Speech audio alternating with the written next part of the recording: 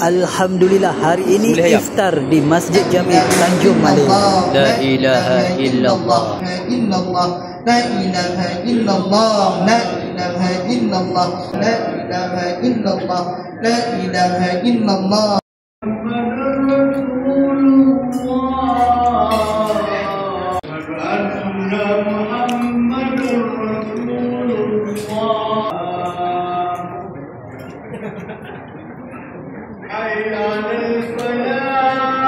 Wow, pihak masjid juga sediakan nasi hujan panas, lauk ayam, sayur dalca.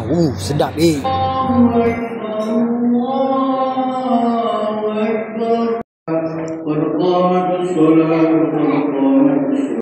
Alhamdulillah, lepas makan dah kenyang, kita solat maghrib berjemaah. Alhamdulillah, hari ini Allah Ta'ala rezekikan aku untuk iftar di Masjid Jami' Tanjung Malin.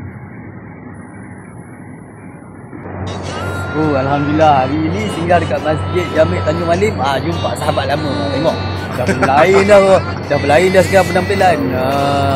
Dulu sama-sama kita bekerja di NTV7. Tengok. Alhamdulillah jumpa kawan lama. Tengok rezeki apa tak ada. Berapa puasa dapat jumpa. Berapa lama tak jumpa dah? Berapa tahun Last saya tu yang Penuhi Rosyam ke? Penuhi Rosyam jumpa. Dia ada penuhi. Dapat iftar, solat maghrib berjemaah dan jumpa kawan lama. Alhamdulillah.